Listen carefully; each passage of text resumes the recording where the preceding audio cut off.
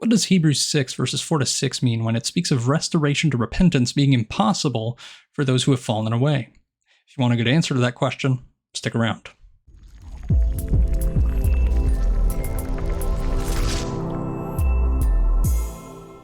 Hello everybody and welcome back to Study is Key. That is, welcome back if you've been here before. If you've not been here before, welcome to the channel. Hopefully you'll stick around to the end of the video and then subscribe to the channel so you can stick around for future videos as well. Now, before we get into everything I want to present in this video, I just want to clarify a few things off the rip. Number one, this video is not seeking to answer whether the people described in verses 4 to 6 are actually Christians or merely people who have flirted with Christianity.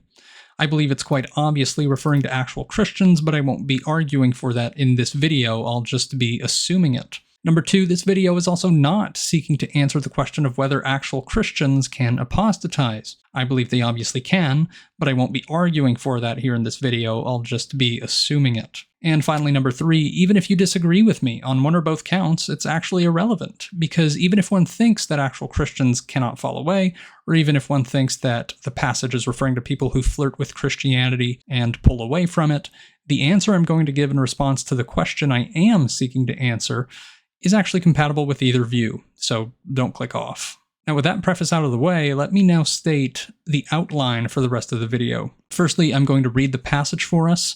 Secondly, I'll simply state what I believe the passage means. Thirdly, I'll offer some reasons for interpreting it the way that I do. And fourthly, I'll summarize everything and close out the video with a message of hope for anyone who's ever fallen away from Christ and wishes to be reconciled to God.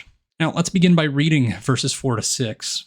It reads, "For it is impossible, in the case of those who have once been enlightened, who have tasted the heavenly gift and have shared in the Holy Spirit, and have tasted the goodness of the Word of God and the powers of the age to come, and then have fallen away, to restore them again to repentance, since they are crucifying once again the Son of God to their own harm and holding him up to contempt." Now, to put it simply, when the passage says that it's impossible to restore again to repentance those who have once been enlightened, etc., and have fallen away, I believe it's a way of saying that in principle, if you throw away your confidence in Christ, if you don't hold fast your confession, you've parted ways with repentance. How's that? Well, Jesus Christ is the only avenue for repentance toward God. Faith in Him is the only game in town. If you throw away your confidence and no longer confess that Jesus is the Christ, there's no other available avenue for repentance. Critically, though, that doesn't mean that anyone who throws away their confidence cannot regain that confidence. It just means that as long as these people don't regain confidence in the one and only Christ that God sent, it's impossible to restore them again to repentance toward God. Now, some might think, James, this interpretation sounds like a stretch to me. I mean, it specifically says that it's impossible to restore again to repentance those who have shared in the Holy Spirit and have fallen away. Not impossible to restore again to repentance those who have shared in the Holy Spirit and whose backs are presently turned away from Christ. And to that, I say, fair pushback, but let me explain why there's no actual substance to that pushback. First, let's talk about Chick-fil-A. For those who don't know, Chick-fil-A is a popular Christian restaurant chain closed on Sundays. Now, with that in mind, consider the following statement, which I've crafted to be analogous to Hebrews 6, verses 4 to 6. It is impossible to restore again to Sunday shifts those who once worked at McDonald's and have been hired at Chick-fil-A, respecting its tradition and conforming to its schedule. Intuitively, you know that this means that it's impossible to restore Chick-fil-A employees to Sunday shifts again as long as they are Chick-fil-A employees. You wouldn't take the statement to mean that the minute one's been hired at Chick-fil-A, he can never in his life return to McDonald's, because otherwise it wouldn't be true that it's impossible to restore one who's been hired at Chick-fil-A to Sunday shifts. Well, the same is true here in Hebrews 6. The passage means that it's impossible to restore again to repentance those who have fallen away as long as they keep their backs turned on Christ. But just like the one who's been hired at Chick-fil-A can quit his job and return to McDonald's such that it's no longer impossible to restore him again to Sunday shifts, one who has fallen away can turn his back on what led him astray and return to Christ such that it's no longer impossible to restore him to repentance toward God. I don't think anyone can reasonably dispute that the reading of Hebrews 6 I'm offering is plausible. What they might say, however, is that it isn't logically required. But to that, I say, so what? I mean, you don't have to be certain beyond a shadow of a doubt to be certain beyond a reasonable doubt. Sure, it's logically possible that the verse is saying that the minute a person falls away, he can never again repent, but is it plausible?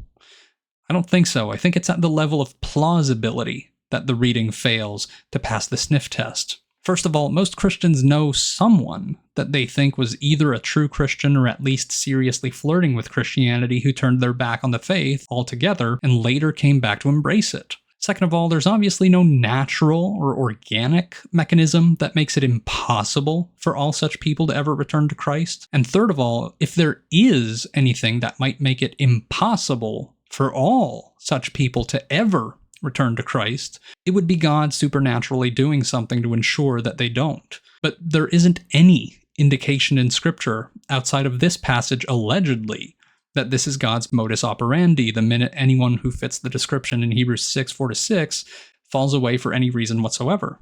What we instead find is a God of not only second chances, but of 70 times 7 chances, and who has the power to graft the natural branches back into the olive tree again if they don't continue in their unbelief. So, to wrap things up, God calls everybody to believe in one man and one man only, Jesus Christ. Repentance toward God only comes in the form of submission to one man. So it's impossible to restore again to repentance anyone who does not confess that he is the Messiah. Now, this passage is, in fact, meant to strike fear in those who fall away from Christ, since we have come to share in Christ if indeed we hold our original confidence firm to the end, Hebrews 3:14 says. But it's not meant to strike fear in those who have fallen away that it's now too late for them to repent if they wish to be reconciled to God. To the contrary, the purpose of the passage is to persuade you to come back to Christ and be restored to repentance. So if that's you, if you've fallen away and now wish to be reconciled with God, but you're afraid it's too late, hear me, it's not too late. Come back. God is calling you to come back right now through these words. Hebrews 9:27 says that it's appointed a man once to die, and then comes judgment. So don't mess around. Place your confidence in Christ and hold it firm to the end. You don't know when your end will be. You can die later today or tomorrow. Point is, a long life is never guaranteed in this world. But through faith in Christ, everlasting life is guaranteed in the world to come. So just hold that faith to the end, and everlasting life awaits you on the other side. I hope that was helpful, and I hope you'll like, comment, and subscribe, and share this with people who you think would benefit from hearing this. See you in the next one, and remember that study is key.